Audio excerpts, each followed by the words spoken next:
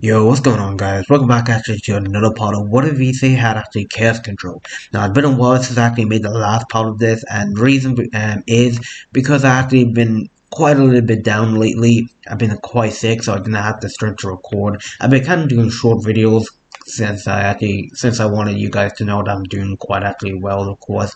But after I'm back at it, I'm going to actually do what if, of course. I'm trying to actually get most of my what if actually done before actually Christmas, or actually at the start of New Year. I want to get most of actually my what if actually finished, so I don't want to have to go to a New Year having actually the same what if actually not done, so might as well get actually most of my what if actually finished, of course. So this is part 4, what if issei had camp control, and I hope you guys actually like this.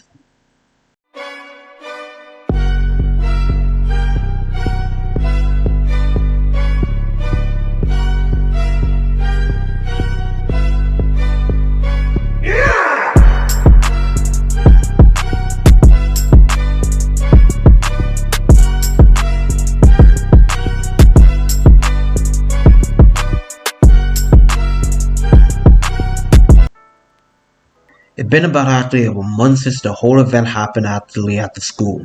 Right now, issei was actually at home with Ingvar, with actually also Reyes and actually Arkano. And if you guys haven't seen the last part, Arkano started living with issei, of course. So if you haven't seen that, go check it actually out. So right now, issei was actually just actually at school, as pretty much actually he was actually on the roof. There actually, the one who came to the roof was actually over Zazel. Azazel wanted to talk to issei, something really important. Issei will actually say to Azazel to make it quick.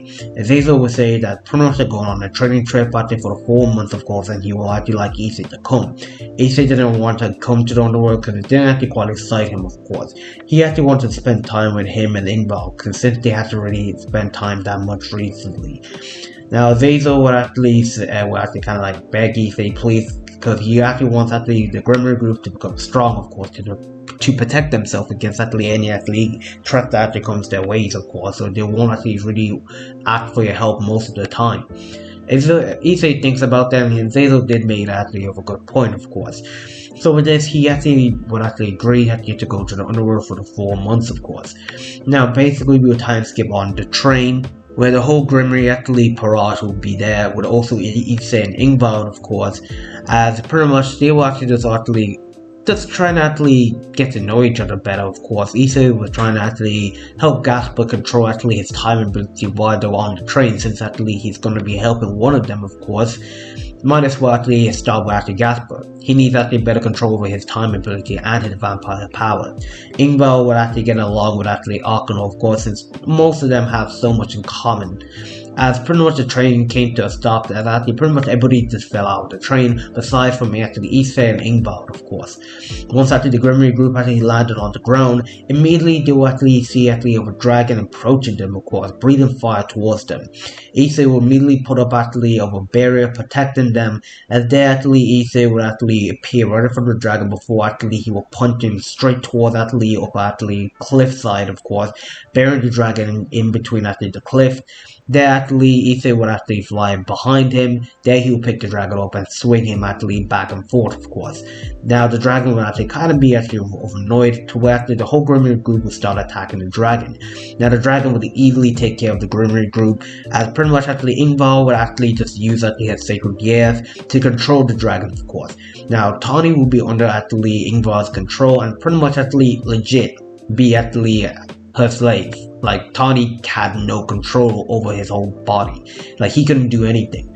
Then where issei will actually tell actually Zazel and Reyes to actually come out from the hiding place, there pretty much actually they will see Zazel and Reyes come out. Like, they will come out and pretty much they will ask for an explanation. Azazel said that this was supposed to be a test, of course, for actually the Grimmery group, but actually since issei and Ingvar easily handled that, like, damn, there's no need for this test now. Now issei would actually free actually the dragon, but also Ingvar, of course. So actually the dragon name was actually Tawny. Now issei actually kind of heard of Tawny. Drag actually talked about Tawny, and he says like, wait, Tawny like the ex-Dragon King.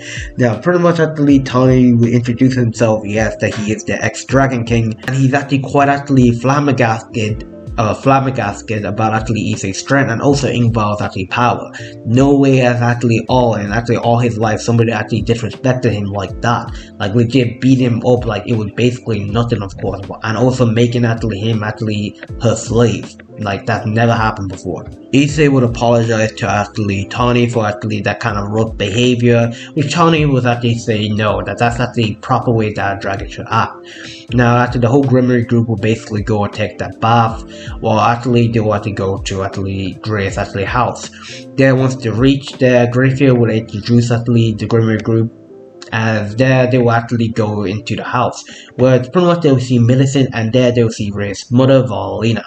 Now pretty much they will all have dinner, and of course actually Ray's parents will be interested in Issei, of course. They heard that actually Ray started living with him, so Valina wanted to know actually the relationship between actually Ray and Issei, of course. So with this, you actually asked if actually Issei actually took an interest in her daughter, and if they even started dating. Issei said no, that she just started living with them and he doesn't really actually care. Now actually, Ray's will actually get a little bit flustered, of course, just hearing this, of course, that her mother actually kind of assumed that they were dating. Of course, she would like to date Issei, but actually, he's not really showing that much interest, of course. Mostly, she knows that actually he looks at her, of course, in a good way, but he doesn't actually try to do anything actually, like, to her, which she actually really wants. As actually Issei actually did tell Valina that he's kind of already engaged to Ingvar Leviathan, of course, and they will actually shock most people on the table. But actually, heck, Ingvar will actually say that she doesn't actually mind Issei having a harem. But of course, she's still the alpha, of course, the dominant one. Now, Valina will be interested, and she'll be actually kind of happy about hearing that, of course, and actually wish them actually good luck in the future. Now, basically, we'll time skip all the way to the next day, to where Issei will actually take Gasper to actually the mountains, where pretty much actually he can actually trade in actually his sacred gear, where people won't actually, like, be frozen in time, of course. So there, Issei will actually take Gasper to the frozen mountain, where actually pretty much Issei did with Ryza and that in one special episode, of course, to help him get his confidence back. Issei will take Gasper there, and that was actually the most gruesome, actually, like, 4 months of training that Gasper has actually been through. Well, not really gruesome, but like still hardship training that Gasper will actually learn from that 4 months of training. During that 4 months, also actually Verlaine actually came to actually where Issei really was. She eventually finds him and actually offers actually herself actually to Issei and actually asks if Issei can actually train her, of course. She wants to become powerful. Issei actually wants to know the reason for her actually wanting power, and Valine would actually explain everything actually to Issei, and Issei actually quite understood now. She wants power to defeat actually her grandfather, of course, who actually took her mother, of course, and how actually pretty much actually her grandfather actually just took everything she loved. He ruined her life, of course. He took the one actually she truly desired, the one that she wants to protect. That's the reason why she wants power, for revenge, of course. Issei actually kind of respects that, and with this, you actually help her actually with her sacred gear, of course. Now, pretty much it was bickering between actually Drake and Albion, but actually Issei told Albion that if him and Drake don't fight, that he will free them from that prison, which Issei does have the power to do that, of course. So right now, it wasn't just Gasper actually training with Issei, it was now Verlaine, of course. Now, eventually, actually, the former will actually pass by, and actually pretty much we go on to actually the Grimmy household, where they will actually greet each other, how it was actually good to see them, of course, and they actually went through what actually the training really did actually do to them, of course. Now, pretty much Gasper had the most actually beneficial of this training, and he has greater control over his time ability now, and he learns, and now he knows how to fight and defend himself, of course. And plus, he picked up some few new techniques that Issei taught him. So yeah. Eventually, the whole Grimmers group would go around the table explaining what they did with their training, and heck, it was actually quite beneficial, of course.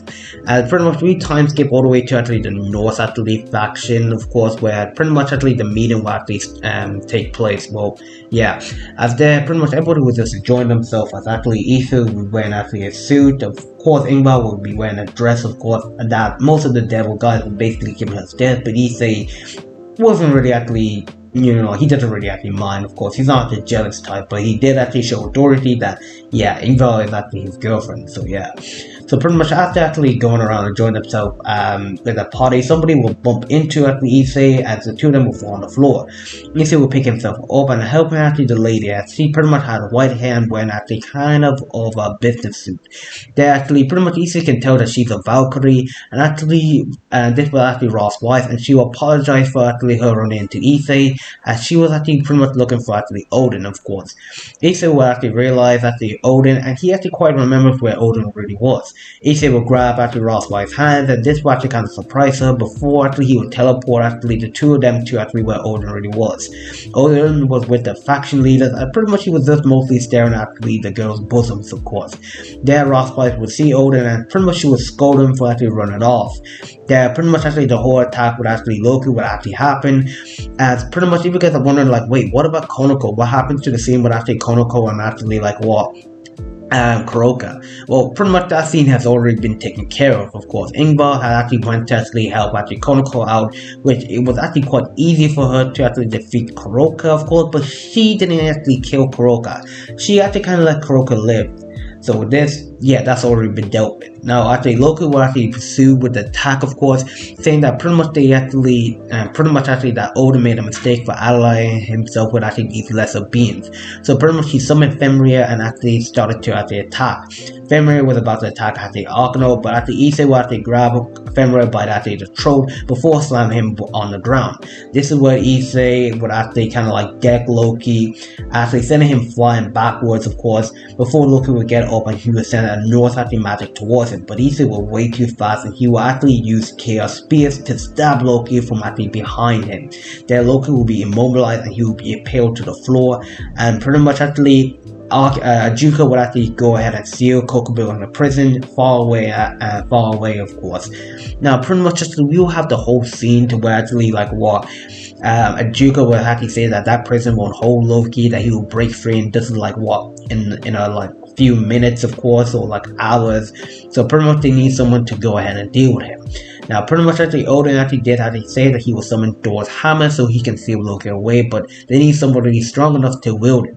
Of course, there is Issei, so they actually ask if he can actually help seal Loki away.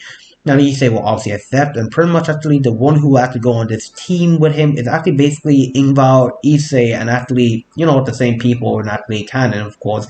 But also, the one who will be leading the operation will be actually Ross' wife, since she knows actually Loki well and all of his attacks, of course, so yeah.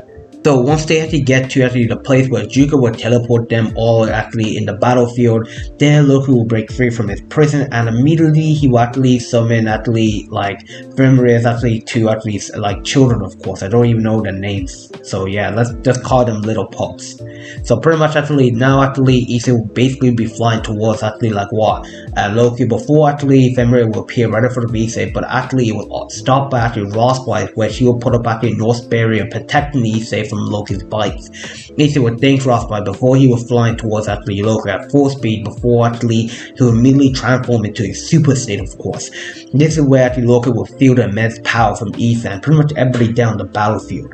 There actually Issei would demolish Loki. Like, it's not even a challenge to actually Loki no more. Issei was demolishing him, as Issei would be taking him places to different factions, of course, to different dimensions actually. He will actually wreck him. It was kind of like Sonic. You do know how he has the rings to teleport him to different worlds? Yeah, that's it. Issei, that's what he's doing, of course. That's what actually Issei is doing. Like, he's basically sending Loki to different worlds while beating him up, of course. Now, as Loki is basically getting annoyed by this, he doesn't even know where he actually is. He pretty much is actually in a different land where actually pretty much just filled with mushrooms, of course, as pretty much actually he would actually really get annoyed that he would send Norse actually magic towards Issei, but Issei would absorb all Norse magic before actually Issei would actually appear right in front of Loki, and he would say Chaos Blast. Right there, Loki would be blasted away, but Issei would stop him using his telekinesis, of course. Issei would actually bring up actually one giant mountain and slam it on top of Loki. Loki would be buried underneath the mountain before Issei would charge up actually one of his dragon actually signature actually chaos cannons, and he would actually launch it down towards Loki. the mountain will be completely destroyed, and also Loki will be badly damaged. Like, Issei held back so much in actually this fight. Issei wasn't even using a fraction of even his power, of course. That's how powerful Issei really is.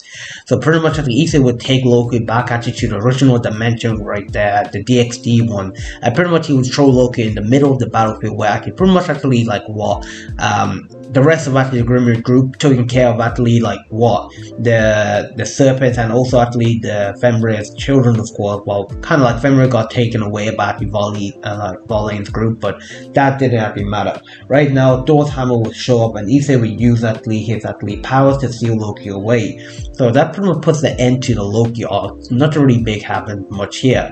Now, pretty much we will have a scene with actually Issei and actually Arkano spending more time with each other, but that scene will play out normally in the anime. Nothing really big happens actually there, so yeah. But now it actually gets to the Diodora arc, and this is where things play a little bit different in this, of course. Now, pretty much as the Diodora actually match begins with actually Reyes, of course, Diodora will kidnap Arcia, original, of course, in the anime, and taking him actually to actually his tower. There, pretty much actually Issei will actually, I'm not actually kidding, of course, Issei would actually be sick and tired of this Chaos Brigade, and pretty much he actually kind of decided like, yep, he's gonna actually destroy them once and for all because they are pissing him off. So Issei would immediately go into actually his super balance breaker, and what I meant super combined with his actually Chaos Emerald, his super state and his balance breaker state. Yeah, Issei is going nearly full power here. Of course, there's also his Juggernaut Drive with super Juggernaut Drive, but Issei's not using that because that is overkill. Overpowered as fuck. So pretty much Issei will go to a super balance breaker, and there he would destroy every single member of the Chaos Brigade. I mean, not even joking, Issei kept on boosting himself. They couldn't even see him. Issei was way too fast. He completely slaughtered them like in an instant, of course. Before they can even blink, they were already actually dismantled. Now, pretty much after Diodora's proj, Issei actually left them alive, of course, because reasons, as Issei will finally actually reach Diodora, as pretty much she will break down actually the barrier that protected him, but like kind of like the force field, that's actually protecting Diodora. Issei will easily break it, and he will give Diodora the greatest beating of his life. Pretty much this guy would actually be near death's door, of course. Now, pretty much Issei would actually leave Diodora alive because it was not worth his time, of course. As there, pretty much Diodora would be actually kind of like killed, and Arcia would be sent to the dimensional gap, of course. Now, this was kind of strange because Issei wondered what really happened and who did this, of course. Out of nowhere, Shelba would actually come and introduce himself that he is Shelba, and pretty much actually he needed to get rid of them because they were merely just pests to him. So pretty much actually, Zenova would get so mad that actually she thought that actually Arcia was dead, and she would start to attack Shelba, but it was no use. Issei would actually kind of like catch Zenova and told actually Zenova that actually like Arcia is still alive. That pretty much Issei would teleport all the way to the dimensional gap, grabbing actually like Arcia, saving her, of course.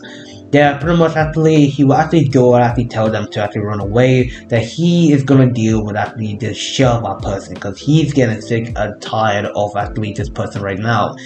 So with this, Shelba would actually kind of taunt Issei, saying that he's merely just a weakling, that he cannot defeat him. Now Issei would immediately go and he would start to transform. Now this was no regular transformation. No. This is Issei using actually his true actually super athlete state. The whole supernatural world would start shaking after feeling the immense power of Issei. That pretty much Issei kept on powering up, kept on boosting himself. Drake kept on boosting Issei to greater heights. Drake has already passed actually like boosting Drake has basically actually boosted Issei to greater heights, where pretty much is way even beyond even Great Red. Great Red in the dimensional gap can sense this power, like it keeps on growing and growing, of course. It just even continues. It will just destroy actually this whole world if actually somebody keeps boosting their powers. And so pretty much Great Red would take great interest, and he will actually go to the location where actually the power really was. There he will actually see actually Issei boosting himself with actually Drake, of course, and he will actually be there watching. From afar, Orpheus will be watching this, and she will actually sense the immense power that Issei has, and this will truly truly surprised her. She will actually show emotion or fear, feeling this level of power. Like, this was actually not even possible. She never even thought a power like that even existed in this world, of course. So with this, Sheva will be now afraid that merely Issei's aura, just even being around Issei was basically just chaos itself.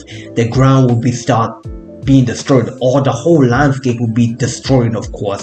Issei was now sick and tired of this chaos brigade, and he planned to finish it right now. So pretty much Issei will basically deck actually Shelba, one punch completely actually send him flying backwards, of course, but that was not the thing. Issei will appear right before behind Shelba, punching him in the back, truly ripping out his spine, of course. Shelba will become paralyzed before Issei would actually grab Shelba's face, dragging him on the floor, making it actually a huge crater. There, Issei was not done, and he continues to swing Shelba up and down on the battlefield, of course, and shooting blasts. Issei started to rip at his Shelba's at his legs, arms apart. It was basically the most gruesome fight you'll ever see.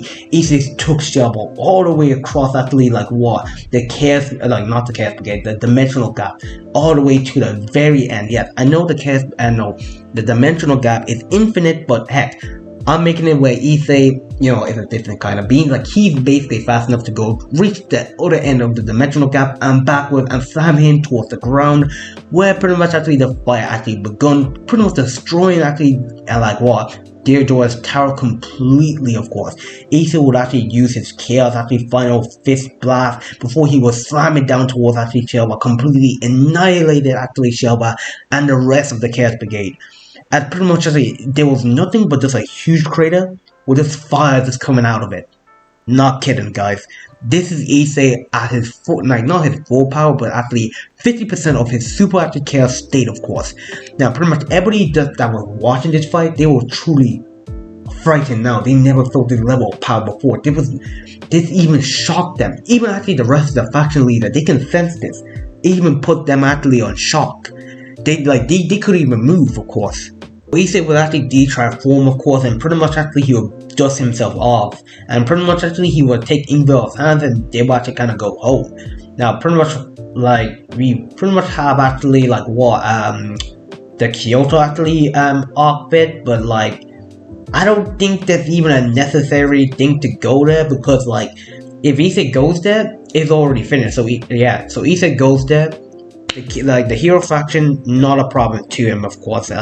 He completely defeats them, not even a hassle, of course. And he basically saves that to Yasuka, and Kyoto actually goes back to normal, of course. There's nothing big happens here.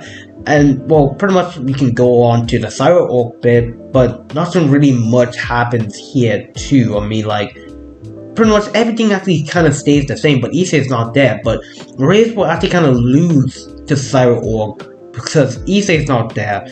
But actually, we're not going to be focusing on that. Right now, after the match with actually Reyes and Cyber Orc was over, we'll basically go on to actually Issei and Cyber Orc. Issei will be in the underworld, of course, with Ingvar Leviathan chilling, and Cyber Orc will come up to Issei, and he will actually ask if he can actually face off against Issei. He wants to test his strength.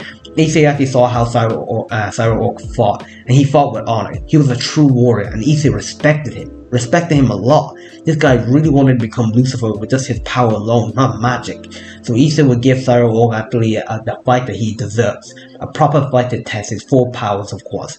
So Issei and Cyber Orc would basically fight, and Cyber Orc would basically stood no chance against Issei, of course.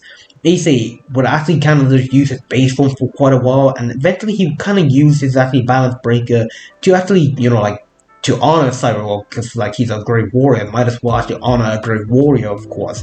And eventually Issei would actually use his super state, of course, even his super balance breaker, even though Issei was heavily holding back against Cyber Orc. He just wanted Cyber Orc to feel actually that he's accomplished something.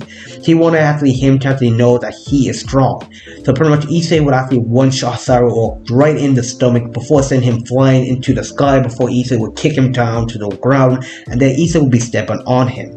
Issei would tell Cyber Orc he's a strong person and to continue getting stronger. That pretty much after one day, maybe, he might surpass him. Probably in the next 1,000 or 3,000 years, of course, he might actually surpass him, of course. But to continue trading. And then Saru Oku actually asked Issei if he can actually train him. He wants to become strong like him. Issei was smart, he would say like yes. And now, instead of actually having two people, like there was a Gasper and Valane, he now has Saru Oku to train. But guys, I'm going to be ending the what if actually here. If you guys like this part, let's get the video up to about 20 likes and be bringing actually part actually 5 quite soon, the finale guys. So pretty much, this is actually Ultra Anime. I'm signing off. Take care. Peace.